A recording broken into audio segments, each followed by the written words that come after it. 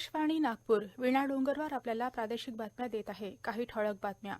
कोरोनाचा अत्यधिक प्रादुर्भाव नसलेल्या काही भागात उद्यापासून विशिष्ट सेवा सुरू करण्याचा केंद्र सरकारचा निर्णय. देशभरात कोरोनाबाधितांची संख्या 15,712 वर पोहोचली. 2,230 जण रोगमुक्त.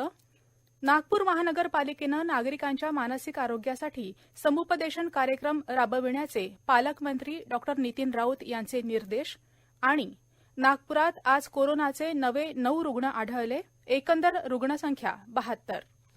कोरोनाचा अत्यधिक प्रादुर्भाव नसलेल्या काही भागात विशिष्ट सेवा उद्यापासून सुरू करण्यात येणार असल्याचं केंद्र सरकारनं म्हटलं आहे. संपूर्ण देशात येत्या 3 मे पर्यंत संचारबंदी लागू करण्यात आली असून तिचं काटेकोरपणे पालन व्हावं यासाठी दिशानिर्देश तयार करण्यात आले आहेत. तथापि अल्प उत्पन्न असलेले लोक आणि शेतकरी यांची आर्थिक स्थिती लक्षात घेऊन 20 एप्रिलनंतर कोरोनाचा अत्यधिक प्रभाव नसलेल्या भागात आणखी काही अत्यावश्यक सेवा सुरू करण्यात येतील असं केंद्रातर्फे स्पष्ट करण्यात आलं होतं. सध्याच्या संचारबंदीच्या काळात लोकांना जाणवत असलेल्या अडचणी कमी करण्यासाठी उद्यापासून निवडक सेवा सुरू करण्यास परवानगी देण्यात आली आहे. या सेवा देत असताना सध्याच्या मार्गदर्शक तत्वांच्या आधारे राज्य, केंद्रशासित प्रदेश, जिल्हा प्रशासन, कार्यालयं, कारखाने आणि इतर आवश्यक ठिकाणी मर्यादित प्रमाणात सूट देण्यात येईल. तत्पूर्वी या ठिकाणी आवश्यक ते सामाजिक अंतर राखण्यासाठीची प्रक्रिया राबविण्यात येऊन आवश्यक ती पूर्वतयारी केली जाईल. शेतकरी आणि शेतमजूर, कृषी उत्पादनाशी संलग्न संस्था, कृषी उत्पन्न बाजार समितीद्वारे संचालित बाजार, शेतीसाठीची अवजारं विकणारी दुकानं यांना त्यांचं काम करण्यास सूट देण्यात आली आहे. मालवाहतूक करणाऱ्या ट्रक्सना 2 चालक आणि 1 सहाय्यक घेऊन प्रवास करण्याची परवानगी देण्यात आली आहे. मात्र या चालकांजवळ वाहन चालविण्याचा अधिकृत परवाना असणं आवश्यक आहे. आंतरराष्ट्रीय किंवा देशांतर्गत विमानोड्डाणं करण्याचा कोणताही निर्णय घेण्यात आला नसल्याचं नागरी उड्डयन मंत्री हरदीप सिंग पुरी यांनी ट्विटरद्वारे सांगितलं. या संदर्भात केंद्र सरकारकडून निर्णय घेण्यात आल्यानंतरच विमान वाहतूक कंपन्यांनी तिकीट विक्री सुरू करावी असं आवाहन पुरी यांनी केलं. निवृत्त केंद्र सरकारी कर्मचाऱ्यांचं 20% निवृत्ती वेतन कापण्यात येणार असल्याच्या वृत्ताचा केंद्र सरकारनं इन्कार केला आहे. केंद्र सरकारी कर्मचाऱ्यांचं वेतन आणि निवृत्ती वेतन यात कपात करण्यात येणार असल्याचं वृत्त चुकीचं असल्याचं अर्थमंत्रालयानं स्पष्ट केलं. हायड्रोक्सीक्लोरोक्विन या औषधाचं सेवन करणाऱ्या आरोग्य कर्मचाऱ्यांमध्ये पोटदुखी, अस्वस्थता आणि शरीरातल्या साखरेचं प्रमाण कमी होण्याचे त्रास दिसून आले आहेत असं भारतीय वैद्यकीय संशोधन परिषदेच्या एका अभ्यासातून समोर आलं आहे. या औषधाच्या परिणामांचा परिषद अभ्यास करत असल्याचं याबाबतच्या वृत्तात म्हटलं आहे. देशभरात कोरोनाबाधितांची संख्या 15,712 इतकी झाली आहे. यापैकी 2,230 जण उपचारानंतर बरे झाले असून 12,974 जणांवर उपचार सुरू असल्याचं आरोग्य मंत्रालयातर्फे सांगण्यात आलं आहे. कोरोनाबाधित सर्वाधिक 3,651 रुग्ण महाराष्ट्रातले आहेत. कोरोनामुळे सर्वाधिक 211 मृत्यूही महाराष्ट्रातच झाले असून त्यानंतर मध्य प्रदेशमध्ये 70, गुजरात 53 आणि दिल्लीमध्ये 42 लोक कोरोनामुळे मरण पावल्याची माहिती आरोग्य मंत्रालयानं दिली आहे. राज्यात गेल्या 24 तासात कोरोनाबाधित 328 नवीन रुग्ण आढळून आले असून 10 जण मृत्यूमुखी पडले आहेत. कोरोना विषाणूचा संसर्ग नसलेल्या जिल्ह्यांमध्ये जिल्ह्यांतर्गत वाहतुकीला परवानगी देण्यात आली असल्याची माहिती मुख्यमंत्री उद्धव ठाकरे यांनी दिली आहे. मात्र या जिल्ह्यातल्या नागरिकांना बाहेरच्या जिल्ह्यात जाता येणार नाही किंवा इतर जिल्ह्यातल्या नागरिकांना या जिल्ह्यात प्रवेश करता येणार नाही. जीवनावश्यक वस्तू आणि वैद्यकीय सामुग्रीच्या वाहतुकीवर मात्र कुठलेही निर्बंध नसल्याचं त्यांनी स्पष्ट केलं. राज्य शासनाच्या माहिती आणि जनसंपर्क महासंचालनालयाच्या संकेतस्थळावर जुनी माहिती दिसत असल्याचा अनावश्यक अपप्रचार समाज माध्यमांवर केल्याचं निदर्शनास आलं आहे. विशेष म्हणजे काही तांत्रिक चूक होऊ शकते अशी शंकाही उपस्थित न करता किंवा माहिती न घेता संकेतस्थळ बदललेलंच नाही असं भासवलं जात आहे. हे गैर असल्याचं महासंचालनालयानं स्पष्ट केलं आहे. शासनाच्या माहिती तंत्रज्ञान विभागामार्फत या संकेतस्थळाची देखभाल केली जाते. सध्या संकेतस्थळ अद्ययावत करण्यात येत असून जुनी सर्व माहिती अन्यत्र सुरक्षित हस्तांतरित करण्यात येत आहे. ते करीत असताना काही वेळाकरिता जुनी माहिती दिसली. या संकेतस्थळावर सातत्यानं नवनवीन माहिती अपडेट केली जाते असं यासंदर्भात महासंचालनालयानं दिलेल्या प्रसिद्धीपत्रकात म्हटलं आहे. एल्गार परिषद प्रकरणी अटक केलेले सामाजिक कार्यकर्ते आनंद तेलतुंबडे यांची NIA कोठडी मुंबईतल्या विशेष न्यायालयानं 25 एप्रिलपर्यंत वाढवली आहे. सर्वोच्च न्यायालयाच्या निर्देशानंतर आनंद तेलतुंबडे यांनी 14 एप्रिलला NIA अर्थात राष्ट्रीय तपास संस्थेपुढे आत्मसमर्पण केलं होतं. तिथं NIAनं त्यांना अटक केली होती.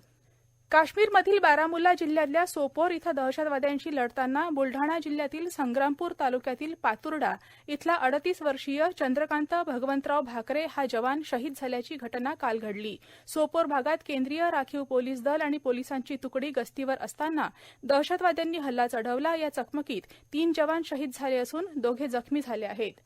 या प्रादेशिक बातम्या आपण आकाशवाणीच्या नागपूर केंद्रावरून ऐकत आहात. अधिक सविस्तर बातम्यांकरिता आपण आमच्या www.newsonair.com या संकेतस्थळावर भेट देऊ शकता. तसंच आपली प्रतिक्रिया आम्हाला response@airnewsnagpur@gmail.com या ईमेलवर कळवू शकता. कोविड-19च्या प्रादुर्भावामुळे सध्या लागू असलेल्या संचारबंदीच्या कालावधीत महानगरपालिका अधिकारी, कर्मचारी आणि संपूर्ण टीम अविरत काम करीत असल्यानं नागपूरकर जनतेच्या दैनंदिन गरजा पूर्ण करण्यात यश मिळालं आहे. मात्र कोरोनामुळे नागरिकांच्या मनात भीतीचं वातावरण निर्माण झालं आहे. यासाठी समुपदेशन कार्यक्रम प्रसारित करून पालिका प्रशासनानं नागरिकांच्या मनातील भीती दूर करावी असे निर्देश ऊर्जामंत्री तथा नागपूर जिल्ह्याचे पालकमंत्री डॉ. नितीन राऊत यांनी पालिका प्रशासनाला दिले. नागरिकांची भीती निवारण करण्यासाठी स्थानिक वाहिनीच्या मदतीनं तज्ज्ञ व्यक्तींकडून मराठी आणि हिंदीत समुपदेशनपर कार्यक्रम प्रसारित केल्यास नागरिकांना घरबसल्या याचा लाभ घेता येईल. कचरा गोळा करणाऱ्या वाहनांद्वारे समुपदेशन कार्यक्रमांची माहिती नागरिकांपर्यंत पोहोचवता येईल असं राऊत यांनी सुचवलं.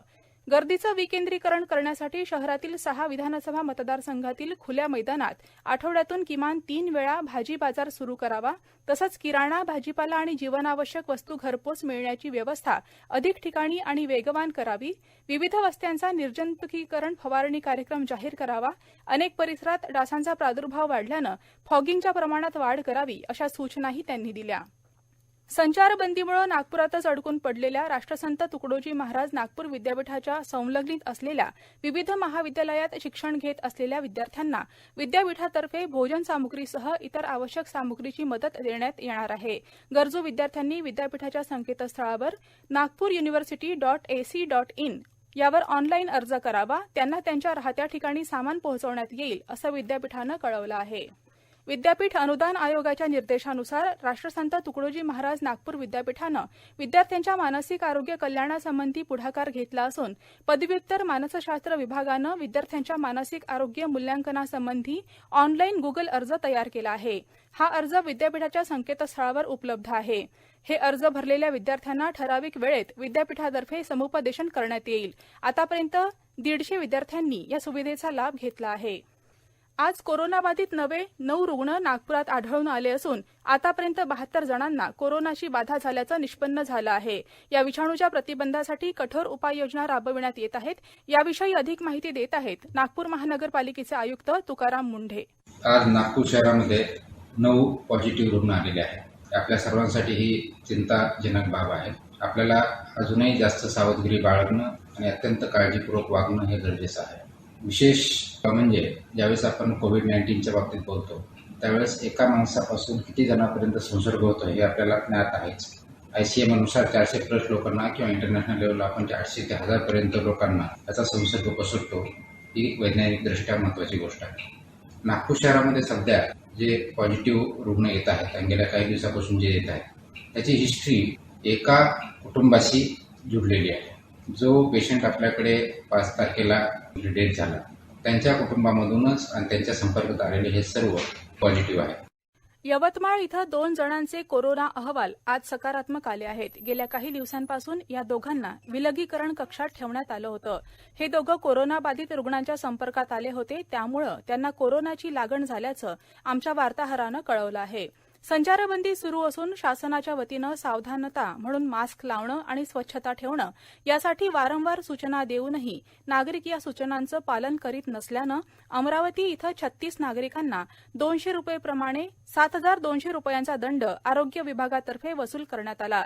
कोरोना संसर्गापासून गावांचा बचाव करण्यासाठी गडचिरोली जिल्ह्यात डॉ. अभय बंग यांच्या नेतृत्वातील सर्च या आरोग्यसेवी संस्थेनं 15 कलमी कार्यक्रम तयार केला आहे. गावाची सुरक्षा गावाच्याच हाती या संकल्पनेअंतर्गत एप्रिल ते जुलै या 3 महिन्यांसाठी हा कृती कार्यक्रम आखण्यात आला आहे. दरम्यान गडचिरोली जिल्ह्यात अद्याप कोरोनाचा एकही रुग्ण सापडलेला नाही.